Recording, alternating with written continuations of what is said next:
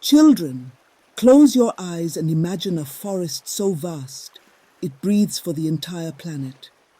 Its trees reach the heavens, its rivers glisten like liquid mirrors, and its earth cradles treasures the world cannot live without. This is the Congo Basin, a place of unimaginable beauty, power, and potential. But it is also a place that has been hurt, taken from, and misunderstood. Today, let me tell you a story about how the Congo Basin found its voice again and showed the world the true meaning of harmony. It wasn't an easy journey.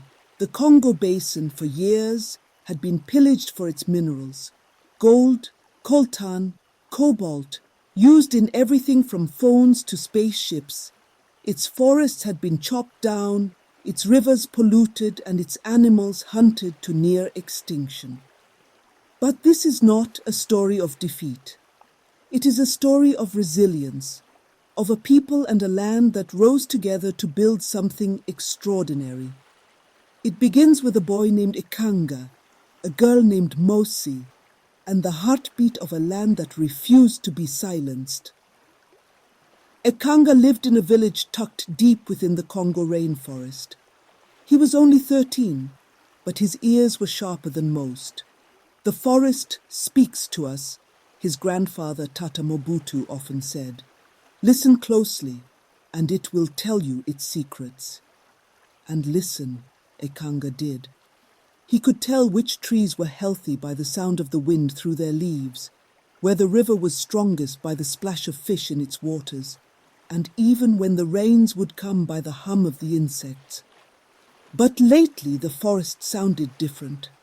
The birds were quieter, the rivers slower, even the trees seemed to sigh with weariness. One afternoon, as Ekanga sat by the river, his friend Mosi approached. "Still listening to the trees?" she teased, her arms full of freshly gathered fruit. Mosi was the opposite of Ekanga, bold, loud, and always brimming with ideas. "They're quieter now," Ekanga replied, his brow furrowed. "Something is wrong." Mosi sat beside him, her usual grin fading. "You've noticed it too," she said softly. "The hunters, the loggers, they're coming closer every day. And the miners, they're digging deeper."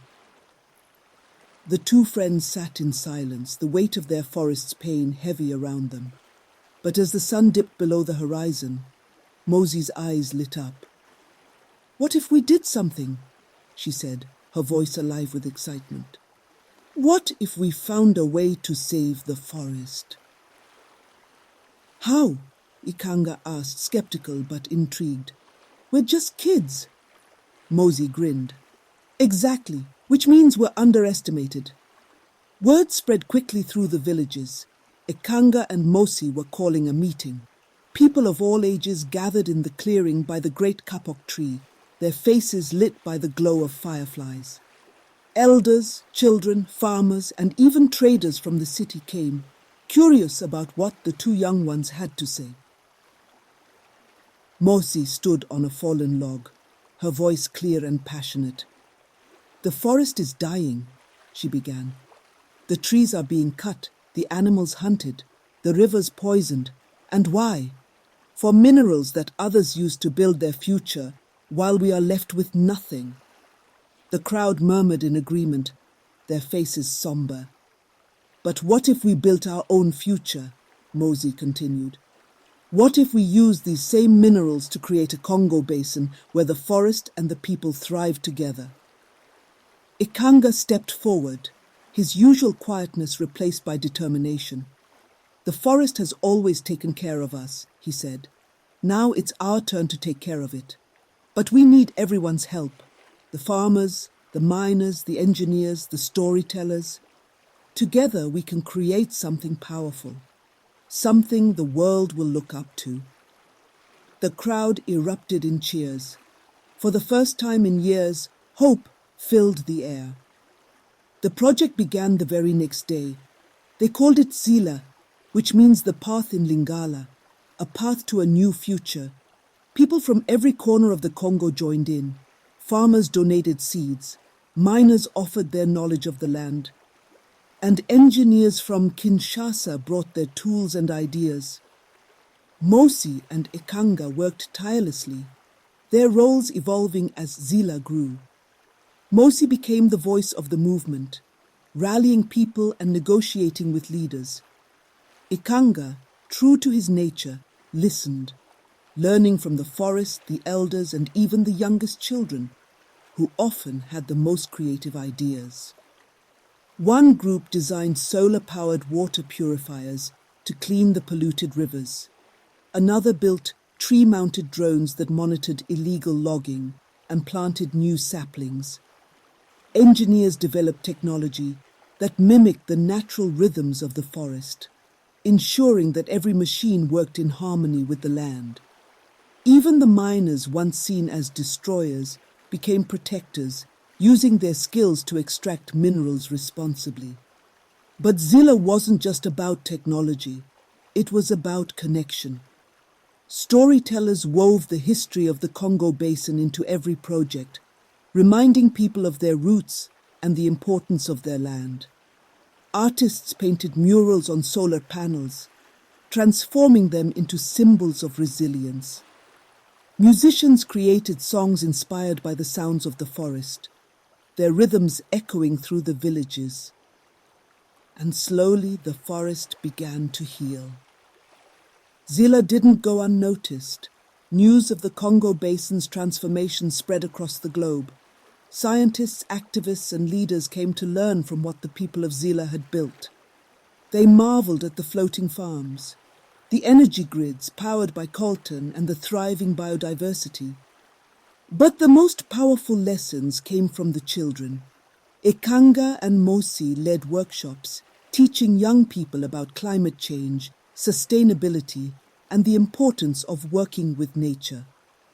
The earth is like a drum, Ekanga explained to a group of wide-eyed kids. When we respect it, it plays a beautiful rhythm, but when we harm it, the music fades. So how do we bring the music back? A little girl asked. Mosi grinned. By being like the forest, strong, adaptable, and full of life, and by working together just like the trees do. One of the most memorable moments came when a group of international leaders visited Nzila. Instead of showing them fancy presentations, Mosi and Ekanga took them into the forest. Close your eyes, Mosi instructed. What do you hear? At first the leaders were confused, but as they stood quietly, they began to notice the hum of insects, the rustle of leaves, and the distant call of birds. That, Ekanga said softly, is the heartbeat of the Congo Basin, and it's worth protecting.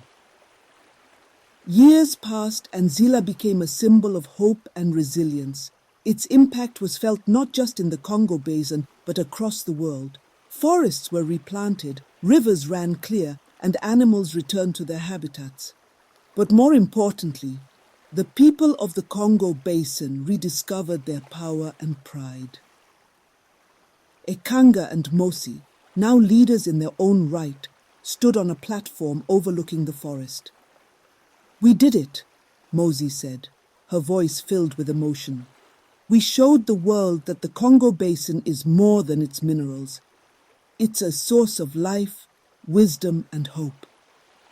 Ekanga smiled, his eyes fixed on the horizon. And this is just the beginning, he said.